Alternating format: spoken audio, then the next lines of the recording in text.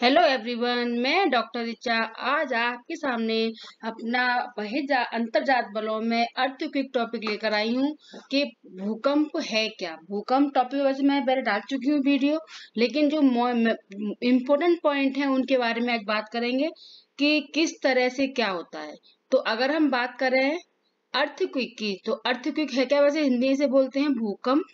और भूकंप जो है क्या बताता है, ये किसी ज्ञात अथवा अज्ञात भरा है जिसके अंतर्गत कारणों से पृथ्वी के भूपटल में, अब दो यहाँ कारणों शब्द से मतलब है बहुत सारे कारण होते हैं पृथ्वी भूकंप आने के, तो वो ज्ञात हो या अज्ञात, उन चीजों में जिन कारणों से पृथ्वी के भूपटल में तीव्र गति से कंपन पैदा होता है उसे भूकंप कहते हैं। अब भूकंप के जो कारण है, अगर मैं कारणों की बात करूं तो सबको पता है कारण क्या है, तापमान का बढ़ना, प्लेटों का मूवमेंट होना, वो आगे मैं बता भी चुकी हूँ, उस वीडियो को आप देख सकते हो कि क्या क्या कारण है। ठीक है, अब हम बात कर रहे हैं सिर्फ कंपटीशन में आने वाले क्वेश्चनों की। तो जो कारण है उसे भूकंप, उनमें जो पृथ्वी के भूतल पर तीव्र गति से कंपन पैदा होता है, यानी पृथ्वी कांपने लगती है, उसे भूकंप कहते हैं। भूकंप धरातल के नीचे अथवा ऊपर चट्टानों के लचीलेपन। अब भूकंप जो होता है वो नॉर्मल कहाँ होता है, आंतरिक हिस्से में भी आता है और बाहरी परत में भी दिखाई देता है। तो ये चट्टानों में उसका कारण क्या है, लचीलापन या गुरुत्वाकर्षण की समय स्थिति में खड़े व्यवस्था में होने से उत्पन्न होता है। यानी अब इन गुरुत्वाकर्षण की समय स्थिति, यानी गुरुत्वाकर्षण के कारण या चट्टानों के लचीलेपन के कारण जब भूकंप आते हैं या कंपन होता है, वह भूकंप है। ठीक है, अब हम बात करते हैं आगे कि भूकंप की उत्पत्ति का केंद्र क्या कहलाता है, यानी जहाँ भूकंप की उत्पत्ति होती है जिस केंद्र पर, उसे कहते हैं भूकंप मूल। अगर भूकंप जहां सबसे पहले अनुभव किया जाता है उसे कहते हैं भूकंप केंद्र या एपिसेंटर। ठीक है, ये फोकस और एपिसेंटर, इनका विशेष ध्यान रखना, ये जो है कंपटीशन में बहुत आते हैं, यहाँ तक कि रीट के एग्जामों में भी बहुत आता है कि फोकस कहते हैं कि भूकंप मूल की उत्पत्ति या केंद्र क्या कहलाता है, यानी जहां से भूकंप, अगर मैं बात करूं कि आगे भूकंप का जहां पर, जैसे ये हमारी पृथ्वी है, अंडाकार बन गई गोल की जगह, है ना, और यहाँ पे अगर भूकंप की उत्पत्ति हुई है, यानी जहां पर भूकंप का आरंभ हुआ है और हमने अगर यहाँ अनुभव किया, तो ये क्या कहलाएगा, भूकंप मूल, और ये पॉइंट कहलाएगा भूकंप केंद्र। ठीक है, अब अधिकेंद्र और ऊपर डिग्री कोण होता है, यानी भूकंप मूल और भूकंप केंद्र के मध्य कितना अंतर होता है, 90 डिग्री का अंतर होता है। यानी ये जो भूकंप मूल और भूकंप केंद्र है वो कहाँ आते हैं, 90 डिग्री के कोण पर आते हैं। ये तीनों ही क्वेश्चन इम्पोर्टेंट है, ये ध्यान रखना कि ये तीनों ही क्वेश्चन इम्पोर्टेंट है, और इसमें से बहुत क्वेश्चन आते हैं कि 90 डिग्री, ये तो फर्स्ट ग्रेड में भी आया हुआ है राजस्थान में कि कितने डिग्री के अंतर पर होता है। अब हम बात करते हैं भूकंपीय अध्ययन में सीस्मोलॉजी, यानी हम भूकंपीय अध्ययन जो करते हैं उसमें अध्ययन को क्या कहते हैं, सीस्मोलॉजी कहते हैं, और भूकंप मापी यंत्र क्या कहते हैं, सीस्मोग्राफ कहते हैं। यानी भूकंप मापी यंत्र जो काम करता है, एक ग्राफ बनाता है, इसीलिए इसको हम सीस्मोग्राफ भी कहते हैं। क्यों, क्योंकि इसमें जैसे जैसे कंपन होता है वैसे वैसे मशीनें, जैसे आईसीयू में हार्ट बीट के लिए लाइनिंग चलती रहती है, ऐसे ही ये ग्राफ बनाते जाता है, जिस कारण से इसे इस तरह की ये रेखा, ऐसे कंपन जितना होगा उस तरह की रेखाएं बनती हैं। तो ये जो रिक्टर स्केल पर नापी जाती हैं और इस आधार पर पता लगाया जाता है कि भूकंप की तीव्रता कितनी है। ठीक है, अब भूकंप मापने के दो तरह के स्केल होते हैं भूकंप मापने के। पहला है हमारा रिक्टर स्केल,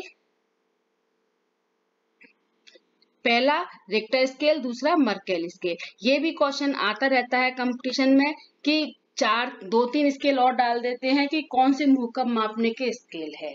अब इसमें एक या दो दोनों भी हो सकते हैं, हो सकता है रिक्टर डालें, मर्केल डालें, या मर्केल डालें रिक्टर डालें, तो कुछ भी डाल सकते हैं। तो इस जानना दोनों ही स्केल जो है भूकंप मापने के यंत्र हैं। ठीक है, अब हम बात कर रहे हैं पहले रिक्टर स्केल की। तो इसमें क्या होता है, इसमें संख्या जो होती है वो 1 से 10 तक होती है। ठीक है, और जहां ज्यादा ऊर्जा निकलती है उसकी संख्या बढ़ा सकते हैं, यानी कि 1 से 10 तो होती ही है और इसकी संख्या को हम बढ़ा भी सकते हैं। और अगर हम बात करें इसके बाद में कि इससे जो ऊर्जा निकलती है उसे हम क्या कहते हैं, ऊर्जा विमुक्ति जो होती है, ऊर्जा यानी इसमें भूकंप में होता क्या है, जो अंदर की ऊर्जा है यानी अंदर जो गर्मी होती है वो बाहर निकलती है। तो इसमें जितनी ज्यादा ऊर्जा विमुक्त संख्या माप, इसकी जो परिमाण है वो मापनी होती है, वो क्या कहती है, संख्या जो है मापनी से द्वारा नापी जाती है। और इसकी खोज किसने की थी, चार्ल्स रिक्टर ने। तो इस कारण से इसे रिक्टर स्केल भी बोलते हैं, क्योंकि इसकी खोज चार्ल्स रिक्टर ने की थी। ये 10G के आधार पर कार्य करता है, यानी कि एक से दूसरे के बीच में जो स्केल में काम करता है, तो एक में अगर 10 था तो दूसरे में वो 10G यानी 10 गुना ज्यादा इफेक्ट उसका डलता है। ठीक है, और इसमें वस्तुनिष्ठता होती है, यानी कि इसमें हमें ऑप्शन होते हैं कि हम किसको चूज करें। जबकि मर्केली स्केल की अगर हम बात करें तो इसमें जो संख्याएं होती हैं वो 1 से 12 तक होती हैं।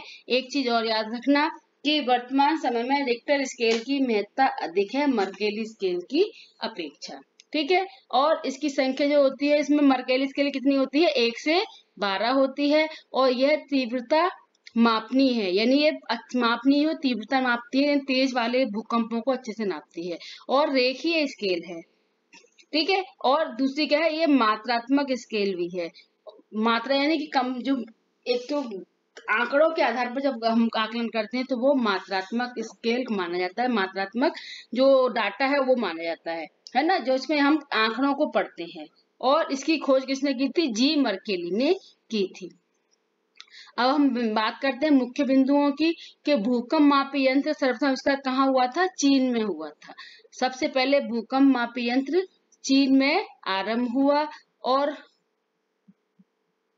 इससे आगे हम बात करें कि पदार्थों के घनत्व में भिन्नता के कारण, जो पदार्थ है उसके घनत्व में जो भिन्नता आती है, उस भिन्नता के कारण जो है परावर्तन व आवर्तन होता है। परावर्तन किसे कहते हैं, कि जब भूकंप क्या होता है, भूकंप में जो लहरें होती है वो PSL में पहले वीडियो में डाल चुकी हूँ, जब भूकंप वाले टॉपिक को अच्छे से देख सकते हो। तो जो तरंगे हैं PSL, इनमें डेंसिटी के आधार पर इनका गति निर्धारित होती है। तो परावर्तन यानी प्रतिध्वनित होकर वापस लौटती हैं, रिफ्लेक्टेड होती है, परावर्तन यानी रिफ्लेक्टेड होती है, यानी कि वापस जो धाराएं हैं वो वापस लौटती हैं। और आवर्तन कहते हैं कि जहां पर कई दिशाओं में चलती है, यानी कि ये जो है सीधे दिशाओं में चल के कई दिशाओं में चलती है, तो इसे बोलते हैं आवर्तन। तो डेंसिटी जितना अंतर आता है वैसे ही इसमें रिफ्लेक्शन या आवर्तन की क्रिया होती है। ठीक है, अब हम नेक्स्ट बात करते हैं कि भूकंप कितने प्रकार के होते हैं। ये भी कंपटीशन में बहुत बार आया हुआ क्वेश्चन है कि भूकंप जो है वो 5 प्रकार के होते हैं। पहला विवर्तनिक भूकंप। विवर्तनिक भूकंप कौन से होते हैं, जो विवर्तनिक पृथ्वी के आंतरिक हिस्से में जो मूवमेंट होता है, जिस कारण से मूवमेंट के कारण से प्लेटों का खिसकना, धारा भाप का बढ़ना, यानी अंदर से जो तरलता बढ़ना, गैसेस की मात्रा बढ़ना, ये सब कारण आते हैं विवर्तनिक भूकंप में। दूसरा आता है ज्वालामुखी जन्य भूकंप, यानी जब ज्वालामुखी फटता है तो उस समय पर पृथ्वी में एक जोर से विस्फोट होता है, जिस कारण से जो कंपन होता है वो ज्वालामुखी के कारण से भूकंप आने का होता है। नेक्स्ट आता है नितांत भूकंप। नितांत भूकंप किसे कहते हैं, कि ये भी कंपटीशन में आया हुआ है फर्स्ट ग्रेड में, कि भूकंप के प्रकारों में डाला हुआ था नितांत भूकंप। तो ये ध्यान रखना, सभी चीजें इंपोर्टेंट हैं। तो नितांत भूकंप किसे कहते हैं, कि जब भूकंप जो है भूस्खलन, यानी जब हम चट्टानों को तोड़ते हैं, जो थ्रेसर जो चलते हैं, जिन चट्टानों को तोड़ के भू संतुलन जो बिगाड़ते हैं, उस कारण से जब भूकंप आता है उसे बोलते हैं नितांत भूकंप। यानी कि हम चट्टानों को काट छाट के छोटा करते रहते हैं, जिससे पृथ्वी पर असंतुलन बनता है और इस कारण से जो भूकंप आते हैं वो नितांत भूकंप होते हैं। नेक्स्ट आता है विस्फोटक भूकंप। तो विस्फोटक भूकंप यानी कि कभी हम जो विस्फोट करते रहते हैं, यानी कि आणविक क्रियाओं द्वारा विस्फोट होता रहता है, उस आणविक क्रिया के विस्फोट से जो कंपन आता है वो विस्फोटक भूकंप कहलाता है। और अगर हम बात करें नेक्स्ट बांध जनित भूकंप, कि जब हम जल की बांधों को बनाते हैं, यानी कि जो बहुउद्देशीय परियोजना में बांध बनाए जाते हैं, जिस कारण से जब भूकंप आते हैं, जब असंतुलन बनता है तो भूकंप आते हैं, और इस भूकंप को हम बोलते हैं बांध जनित भूकंप। ठीक है, अब हम बात करते हैं भूकंपी तरंगें कितने प्रकार की होती है, बता चुकी हूँ। PSL जो मुख्यतः 3 तरंगें होती हैं, और PSL तरंगों में जो S तरंगे उसको रेले तरंग बोलते हैं, L तरंगों को हम बोलते हैं लव तरंगें, है ना। P को बोलते हैं प्राथमिक तरंगें, और उनको जो है प्राथमिक केवल सबसे पहले जो वेव चलती हैं वो P वेव्स ही चलती हैं। लेकिन वर्तमान समय में ये 3 ही वेव्स नहीं है, और भी वेव्सों को जोड़ा जाता है, जिसमें P star, S star, PG और SG तरंगें भी सम्मिलित की गई हैं। इस आधार पर हम देखें, ये भी इम्पोर्टेंट टॉपिक है, या इम्पोर्टेंट कह सकते हैं इसे, क्योंकि इसमें जो है हम बताते हैं कि जो तरंगें हैं उनकी कौन सी गति कैसे होती है। ये भी नेट का आया हुआ क्वेश्चन है। तो नॉर्मल सबसे P, फिर P स्टार, फिर PG। गति के आधार पर देखें तो PG जो है सबसे धीमी चलती है P स्टार की अपेक्षा, और P स्टार से तीव्र कौन सी है, P। ऐसी S स्टार और SG, इसी क्रम में अगर याद रखें तो कंपटीशन में हमारे नेट के क्वेश्चन गलत नहीं होगा। ठीक है, अगर हम बात करें गहराई के आधार पर भूकंप कितने प्रकार के होते हैं, तो गहराई के आधार भूकंप 3 प्रकार के होते हैं। पहला आता है हमारा साधारण पुतले या साधारण भूकंप, जो कहाँ होता है, 0 से 70 किलोमीटर की गहराई के बीच होता है। दूसरा जो आता है वो मध्यवर्ती भूकंप आता है। ये पुतले नहीं है, उथले है। मैं खुद कंफ्यूज हो रही थी लिखा क्या है। ठीक है, ये उथले है, उथले भूकंप।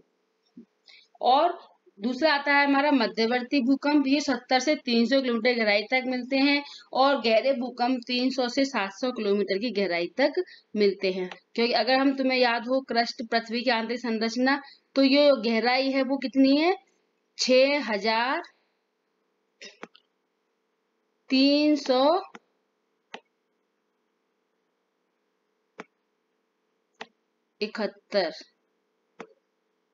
तो उस आधार पर जब 6371 गहराई है, तो जो हमारे भूकंप हैं वो जो है 700 किलोमीटर की गहराई तक जो रहते हैं,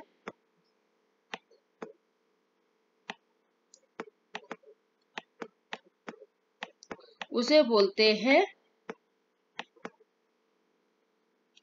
गहराई के आधार पर भूकंप का वर्गीकरण। Thank you for watching. Please like, subscribe.